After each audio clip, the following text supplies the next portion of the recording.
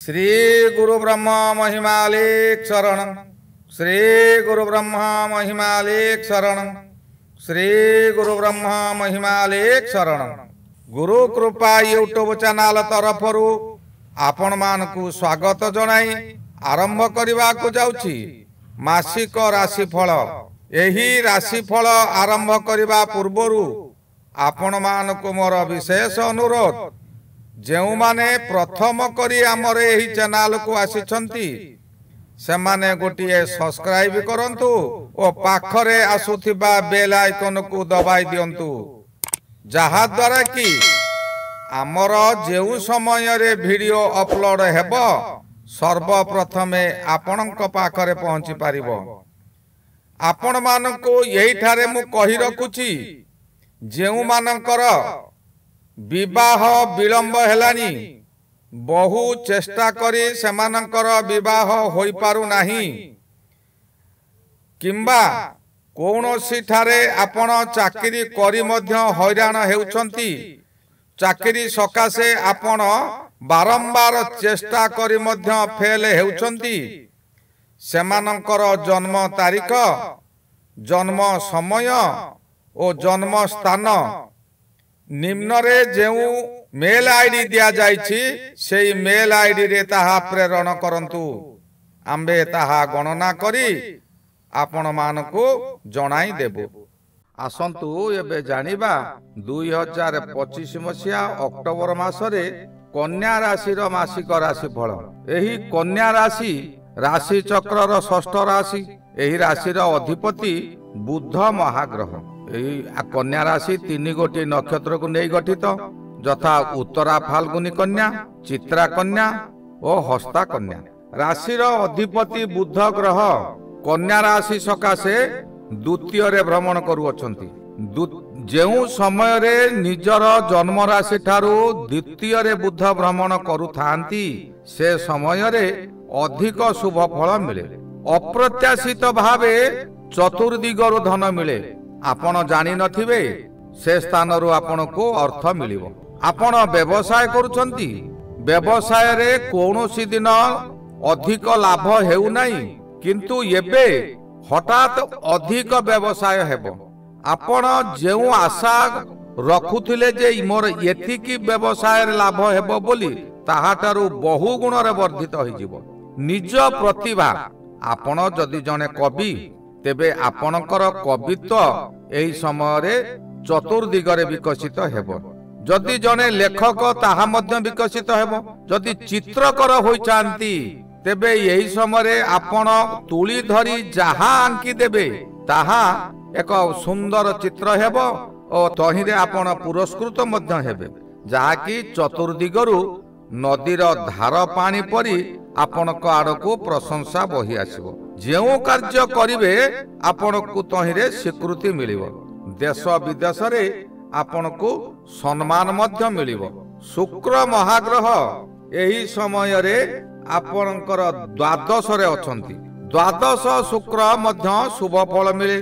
द्वादश रे जेउ समय रे शुक्र भ्रमण करुथिबे से समय रे आपण निजर आसबाब पत्र खरीदी करिवे, निजर पोशाक पत्र मध्य खरीदी करिवे, भल भल पोशाक पिंधिबे, सुगंध द्रव्यमान आपण व्यवहार करिवे।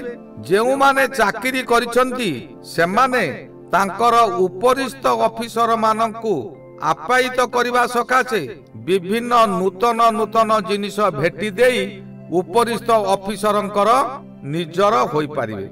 दामी पोशाक एही समय आपण खरीदी करिवे और दामी पोशाक मध्य व्यवहार करिवे। एही समयटी आपणकर राजसुख परि हेबो। जदि आपण अविवाहित तेबे एही समय रे आपणकर विवाह प्रस्ताव आसी पारे, किंबा विवाहित माने एही समय रे दाम्पत्य सुख अधिक पाइबे। विभिन्न दिगरु अर्थ मिलिबा सहित आपण बहु सुख रे रहिबे। प्रत्येक दिगरु आपणकु सुख और सम्मान मिलिबो।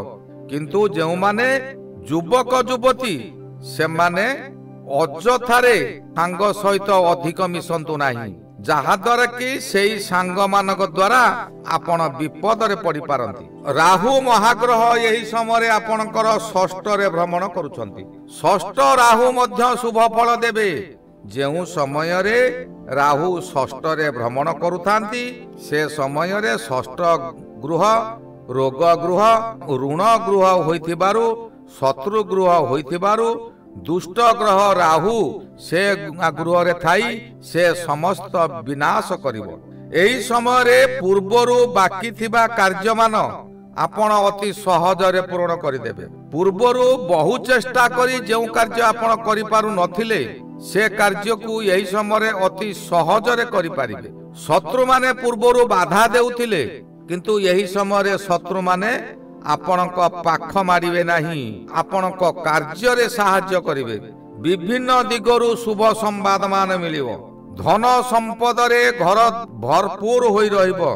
ପରିବାର ମଧ୍ୟରେ ସମସ୍ତଙ୍କର ସ୍ୱାସ୍ଥ୍ୟ ଉତ୍ତମ ରହିବ। ଯେଉଁ ଶତ୍ରୁମାନେ ପୂର୍ବରୁ ବହୁ କଷ୍ଟ ଦେଉଥିଲେ ସେହି ଶତ୍ରୁମାନେ ଆପଣଙ୍କର ନିକଟତର ହେବେ, ଆପଣଙ୍କର ପ୍ରଶଂସା ଗାନ କରିବେ। ସେମାନେ ଜୋକ ମୁହଁରେ ଲୁଣ ଦେଲା ପରି ହୋଇ ରହିବେ, ଆଉ ସେମାନେ ଆପଣଙ୍କୁ କଷ୍ଟ ଦେଇପାରିବେ ନାହିଁ।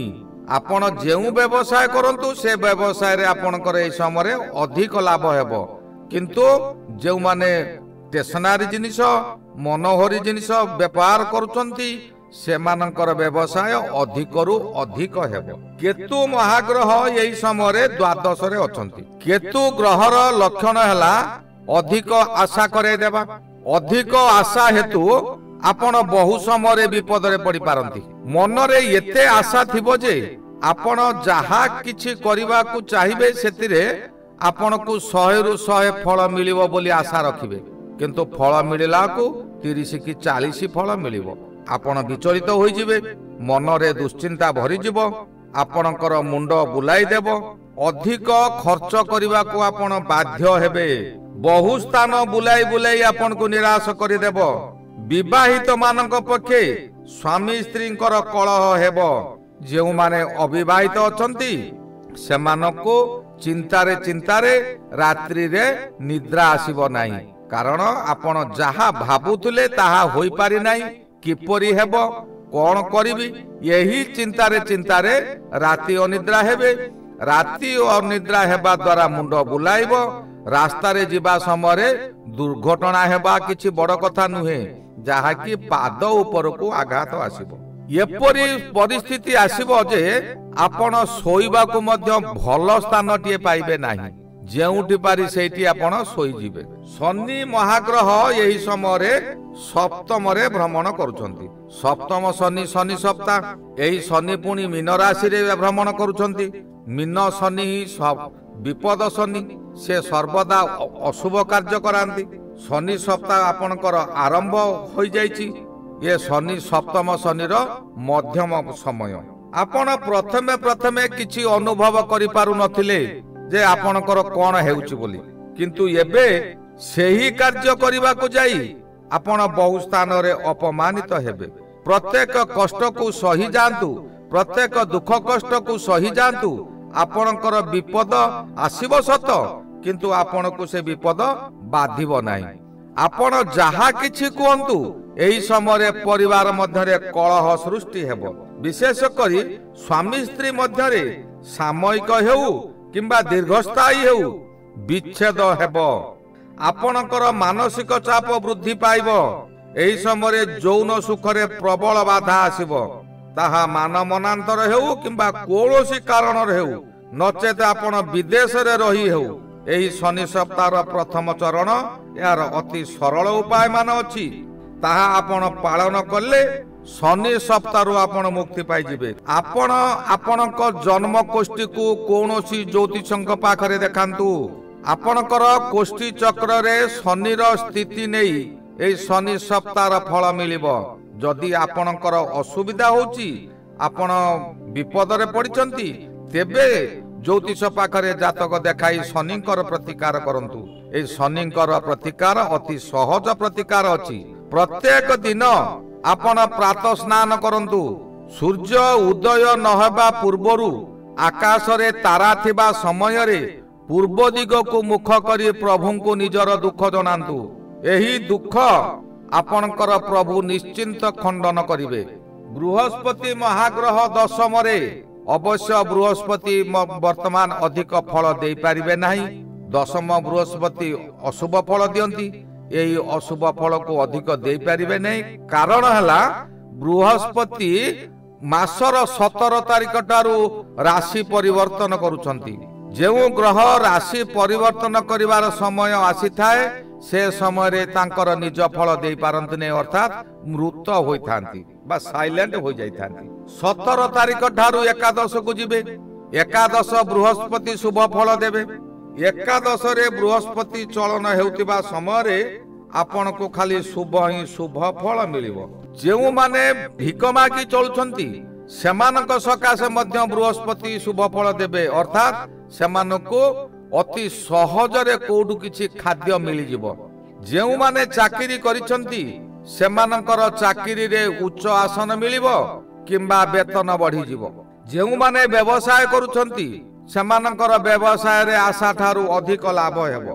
मंगल महाग्रह द्वितीय रे रहिछंती, सावधान। द्वितीय मंगल आपण को कोनोसी विपद रे पकाई देई पारे, माली मकदमा कराई देई पारे। आपण मासटी सारा सतर्क रुहंतु। निज राशि ठारू द्वितीय गृह रे रहिले ताहा गोचर रे द्वितीय मंगल कहा जाए। एही मंगल पुणी तुला राशि रे रही तार निज मेष राशि ठारू सप्तम रे अर्थात अष्टरे अछंती। आपण जेते ठीक रहिबा को चाहिले मध्य विभिन्न लोक मानक ठारू आपण समालोचित हेबे। आपणक कथा गुड़िक एबे बंधुकर गुली परी हेबो। आपण भाबुथिबे मु ठीक कहूची, भलरे कहूची, किंतु आपणकर कथार स्वर एपरी थिबो जे ताहा अन्य मानको बहुत बाधिबो। आपण चेष्टा करंतु काहारी सहित अधिक कथावार्ता करंतु नाही, जुक्ति तर्क करंतु नाही, कोनोसी गंडगोल रे पसंतु नाही। दुई जन गंडगोल लागिचंती ताहा मध्य रे आपण मध्यस्थिता करंतु नाही। यहा कले निज गोड़ को निजे कुराणी मारिबा सदृश्य हेबो। निज लोक माने आपणकर शत्रु पालटी जिबे। आपण हताश होई पड़िबे। एही गला 2025 मसिया अक्टोबर मासरे कन्या राशि रो मासिक राशिफल। श्री गुरु ब्रह्म महिमा अलेख शरण। श्री गुरु ब्रह्म महिमा अलेख शरण। श्री गुरु ब्रह्म महिमा अलेख शरण।